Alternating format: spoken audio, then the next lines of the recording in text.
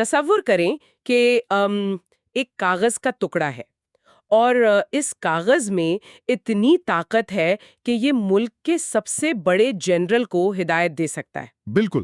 یعنی کسی طاقتور ترین پولیس والے کو بغیر اجازت آپ کے گھر میں داخل ہونے سے روک سکتا ہے، اور سب سے بڑی بات 25 کروڑ مختلف سوچ رکھنے والے لوگوں کو ایک ساتھ جوڑ کے رکھ سکتا ہے۔ اگر یہ دستاویز نہ ہونا تو زمین صرف مٹی اور پہاڑوں کا ڈھیر ہے اور عوام صرف ایک بھیڑ۔ صحیح کہا آپ نے، اور اصل میں یہی وجہ ہے کہ جب ہم ریاست کی بات کرتے ہیں تو وہ صرف زمین یا لوگوں سے نہیں بنتی، بلکہ اس ٹھوس معاہدے سے بنتی ہے جو ان کے درمیان طے پاتا ہے، جسے ہم آئین کہتے ہیں۔ ایگزیکٹلی۔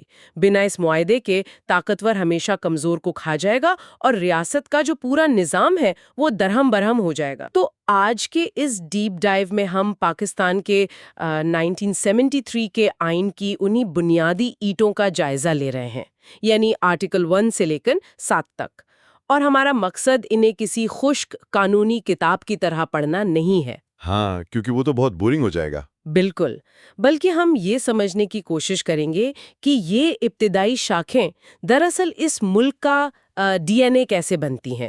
ہمارے پاس جو دستاویزات ہیں ان سے پتہ چلتا ہے کہ آئین کے باقی تمام جو 280 آرٹیکلز ہیں وہ انہی شروعاتی 7 شاخوں کی بنیاد پر کھڑے ہیں۔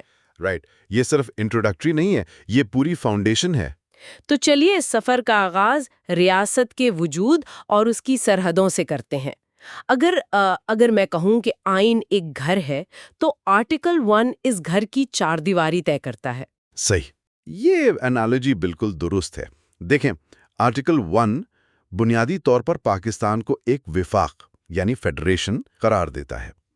اب وفاق کا مطلب یہ ہے کہ یہ ریاست مختلف اکائیوں یا صوبوں کے آپس میں جڑنے سے وجود میں آئی ہے۔ اچھا۔ اس آرٹیکل میں واضح طور پر 4 صوبے، پنجاب، سندھ، خیبر پختونخوا اور بلوچستان اور وفاقی دارالحکومت کا ذکر ہے۔ لیکن یہاں ایک بہت انٹرسٹنگ پوائنٹ ہے۔ قانون میں جغرافی کوئی پتھر پہ لکیر نہیں ہوتا۔ یعنی سرحدیں بدل سکتی ہیں؟ بالکل، یہ دستاویز ایک زندہ وجود ہے۔ ہمارے سورسز یہاں 25ویں آئینی ترمیم کا حوالہ دیتے ہیں۔ اس ترمیم کے ذریعے فاٹا یعنی قبائلی علاقہ جات کو قانونی طور پر خیبر پختونخوا میں ضم کر دیا گیا تھا۔ اوہ واو، تو اس کا مطلب یہ ہوا کہ آرٹیکل 1 صرف ایک سٹیٹک نقشہ نہیں ہے جو کسی نے دیوار پر لٹکا دیا ہو، بلکہ یہ ایک ایسا قانونی فریم ورک ہے جو بدلتے ہوئے وقت اور ضروریات کے حساب سے ملک کی سرحدوں کو ایڈجسٹ کر سکتا ہے۔ ہاں، ایگزیکٹلی۔ لیکن دیکھیں، سرحدیں طے ہو جانا اور 4 دیواری بن جانا ہی تو کافی نہیں ہے نا۔ ایک گھر کی دیواریں کھڑی ہونے سے گھر مکمل نہیں ہوتا جب تک اس کا کوئی مقصد یا روح نہ ہو۔ صحیح پوائنٹ اٹھایا آپ نے، اور یہاں پر آرٹیکل 2 اور آرٹیکل 2A سامنے آتے ہیں۔ رائٹ۔ آرٹیکل 2 بہت سیدھے الفاظ میں یہ طے کرتا ہے کہ اس ریاست کا مذہب اسلام ہوگا۔ یہ ریاست کی شناخت کا ایک بہت اہم حصہ ہے۔ لیکن جس آرٹیکل 2A کا آپ نے ذکر کیا وہ اس آئین کا سب سے پیچیدہ اور تاریخی طور پر اہم حصہ ہے، جسے قرارداد مقاصد یا آبجیکٹیوز ریزولوشن کہتے ہیں۔ بالکل، جو 1949 میں منظور ہوئی تھی۔ شروع میں یہ آئین کا صرف ایک تعارفی صفحہ یعنی پریمبل ہوا کرتی تھی۔ اچھا، یہاں مجھے آپ کو ٹوکنا پڑے گا کیونکہ یہ ایک بہت بڑی الجھن پیدا کرتا ہے میرے ذہن میں۔ جی بتائیں۔ اگر ایک چیز 1949 سے آئین کے ابتدائی صفوں پر صرف ایک پریمبل کے طور پر موجود تھی، تو اچانک ایسی کیا قانونی ضرورت پیش آ گئی کہ اسے آرٹیکل 2A بنا کر آئین کا باقاعدہ نافذ العمل حصہ بنانا پڑا؟ مطلب ایک خواہش کو ٹھوس قانون میں بدلنے کا کیا پوائنٹ تھا؟ یہ الجھن بالکل بجا ہے، اور اس کا تعلق عدالتی طاقت سے ہے۔ دیکھیں، جب کوئی چیز صرف ایک تمہید یا پریمبل ہوتی ہے تو عدالتیں اس کی بنیاد پر ملک کا نظام نہیں چلا سکتیں۔ اچھا۔ یعنی عدالت کسی قانون کو اس بنیاد پر کالعدم قرار نہیں دے سکتی تھی کہ وہ صرف تمہید میں لکھی گئی خواہشات کے خلاف ہے۔ لیکن جب قرارداد مقاصد کو آرٹیکل 2A کی شکل میں آئین کا سبسٹینٹیو یا نافذ العمل حصہ بنا دیا گیا تو پاسا پلٹ گیا۔ ہاں بالکل، پاسا پلٹ گیا۔ اس میں واضح لکھا ہے کہ ساری کائنات کی حاکمیت صرف اللہ کی ہے اور ریاست اپنا نظام جمہوری اور اسلامی اصولوں کے تحت چلائے گی۔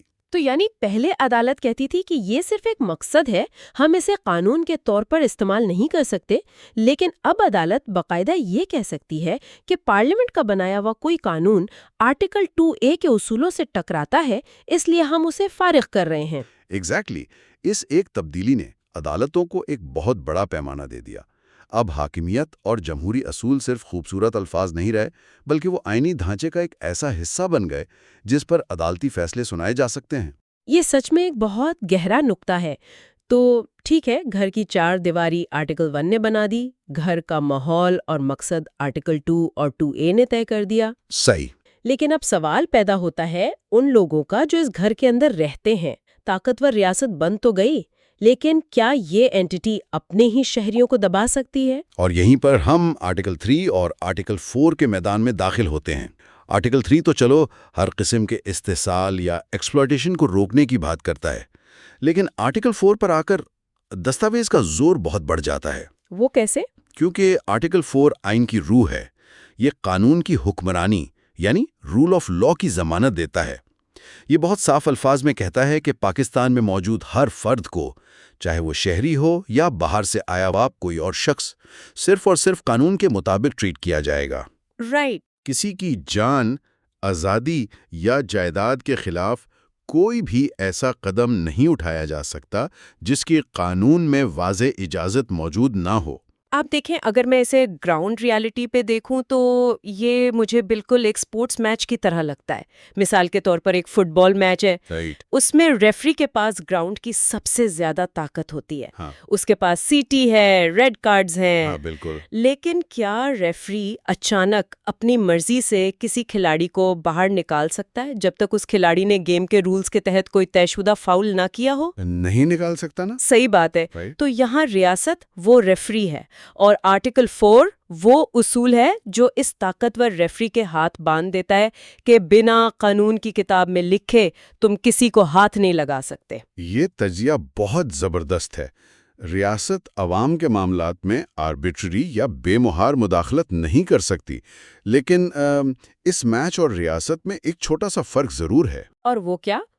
ریفری میچ کے دوران رولز خود بنا نہیں سکتا، لیکن ریاست کے پاس تو پارلیمنٹ موجود ہے جو نئے قانون بناتی ہے۔ اس لیے آرٹیکل 4 کا اصل مقصد یہ ہے کہ جب تک پارلیمنٹ کوئی نیا قانون نہ بنا لے، ریاست کا کوئی اہلکار اپنی ذاتی مرضی سے آپ کو کسی کام سے روک نہیں سکتا۔ اچھا۔ اور نہ ہی کوئی ایسا کام کرنے پر مجبور کر سکتا ہے جس کا قانون مطالبہ نہ کرتا ہو۔ یہ ریاست کی صوبدیدی طاقت پر سب سے بڑی بریک ہے۔ ٹھیک ہے، میں سمجھ گئی، لیکن یہاں میری ایک کنفیوژن وہی کہ وہی ہے۔ اگر ہم آئین کا اگلا حصہ پڑھیں تو آرٹیکل 8 سے 28 تک بنیادی حقوق کا پورا ایک باب موجود ہے۔ بالکل ہے۔ وہاں بھی تو آزادی، جان کا تحفظ، پراپرٹی وغیرہ کی باتیں لکھی ہیں نا؟ تو اگر آئین نے آگے چل کر تمام حقوق ڈیٹیل میں گنوا ہی دیے ہیں تو اس آرٹیکل 4 کو یہاں شروع میں رکھنے کی الگ سے کیا ضرورت تھی؟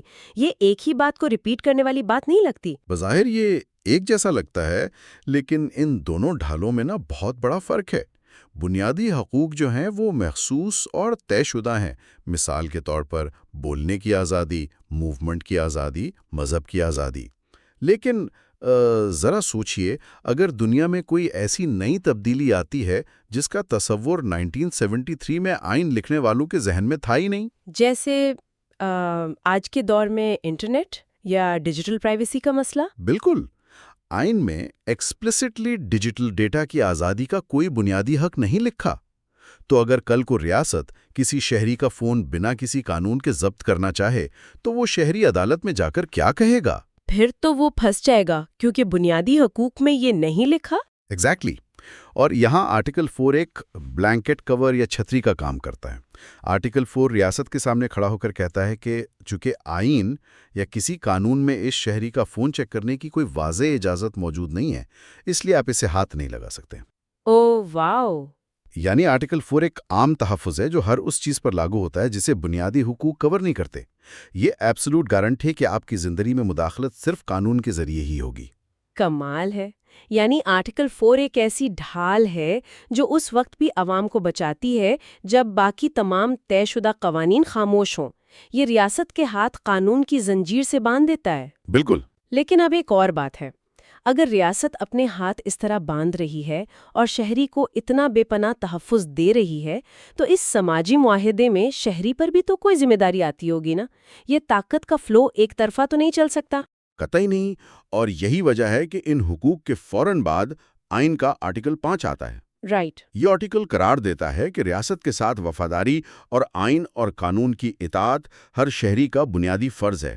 اگر ریاست اپنا وجود برقرار رکھتے ہوئے آپ کو رول آف لا فراہم کر رہی ہے تو آپ پر لازم ہے کہ آپ اس ریاستی ڈھانچے اور اس دستاویز کی دل سے عزت کریں۔ لیکن صرف وفاداری کی امیدوں پر تو طاقتور ملک نہیں چلتے۔ ہماری سیاسی تاریخ ہی دیکھ لیں، ایسی ہے جہاں آئین جیسی دستاویزات کو محض کاغذ کا ٹکڑا سمجھ کر پریکٹیکلی فارغ کر دیا گیا۔ بدقسمتی سے ایسا ہی ہے۔ تو جب کوئی اس معاہدے کو، اس دستاویز کو ہی جڑ سے اکھاڑنے کی کوشش کرے، اس وقت یہ آئین خود کو کیسے بچاتا ہے؟ اور یہاں میرا خیال ہے ہمارے سامنے آرٹیکل 6 آتا ہے، جسے شاید آئین میں سب سے زیادہ سنگین شق مانا جاتا ہے۔ آرٹیکل 6 کو سمجھے بغیر آپ 1973 کے آئین کی اہم ترین کشمکش کو سمجھ ہی نہیں سکتے۔ آرٹیکل 6 دراصل ہائی ٹریزن یا سنگین غداری کی وضاحت کرتا ہے۔ اچھا۔ یہ بہت واضح الفاظ میں کہتا ہے کہ جو کوئی بھی شخص طاقت کے زور پر یا کسی اور غیر آئینی طریقے سے اس آئین کو منسوخ کرے گا، توڑے گا یا معطل کرے گا، وہ سنگین غداری کا مرتکب ہوگا۔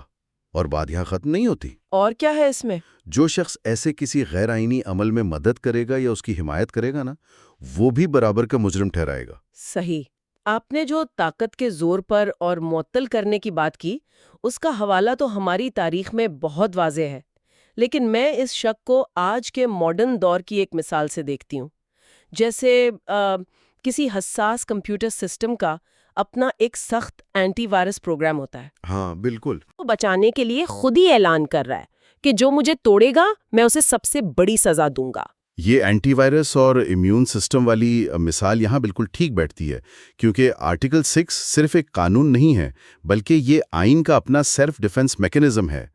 آئین کو بناتے وقت ہمارے آئین سازوں نے پچھلی منسوخیوں اور مارشل لاز کی تاریخ سے سبق سیکھا تھا۔ رائٹ۔ انہوں نے سوچا کہ ہم ایک ایسی شکل بنائیں گے جو اتنی سخت ہو کہ وہ مستقبل کے کسی بھی تجربے کے خلاف ایک عظیم خوف پیدا کرے۔ اس لیے اس جرم کی سزا طے کرنے کا اختیار ڈائریکٹلی پارلیمنٹ کو دیا گیا، جس نے اس کی سزا موت یا عمر قید مقرر کی ہے۔ ایک سوال یہاں ذہن میں آتا ہے، کیا دنیا کے تمام ممالک کے آئین میں اس طرح سنگین غداری کی اتنی واضح اور سخت شرائط موجود ہوتی ہیں، یا یہ صرف پاکستان کی سیاسی تاریخ کی وجہ سے اتنا سخت رکھا گیا ہے؟ دیکھیں، غداری کے قوانین تو ہر جگہ ہوتے ہیں، لیکن جس اسپیسیفک انداز میں آرٹیکل 6 آئین کو معطل یا منسوخ کرنے کو ایڈریس کرتا ہے، وہ ڈیفینیٹلی ہماری اپنی تاریخ کا نتیجہ ہے۔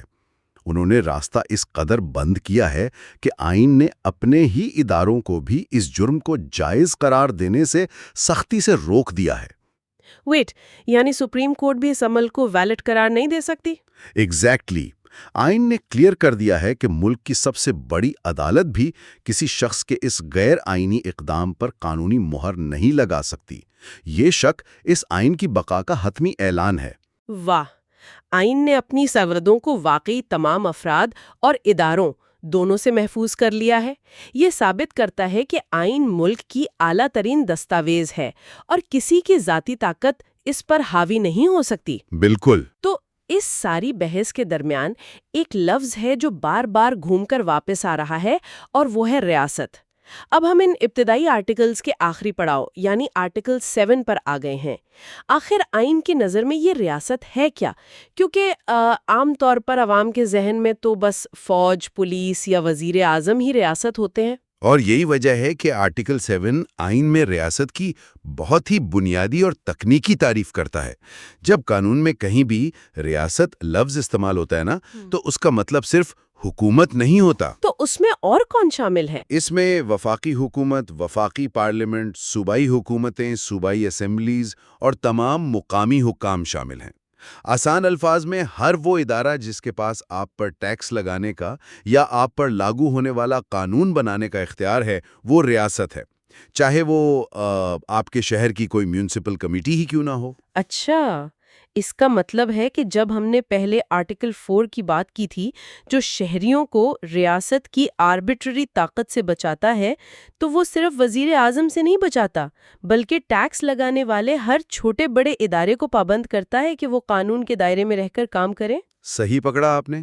یہ دستاویز ملک کے سب سے نچلے درجے کے میونسپل آفیسر سے لے کر سب سے اونچے عہدیدار تک سب کو قانون کے دھاگے میں پروتی ہے۔ اور سچ کہوں تو یہ ابتدائی 7 آرٹیکلز واقعی اس ریاستی عمارت کی ایسی ٹھوس بنیاد ہیں جس کے بغیر آگے کے تمام قوانین اپنی طاقت کھو بیٹھتے ہیں۔ بہترین۔ تو آج ہم نے اس سماجی معاہدے کے پہلے چند صفوں کا پورا سفر طے کیا ہے۔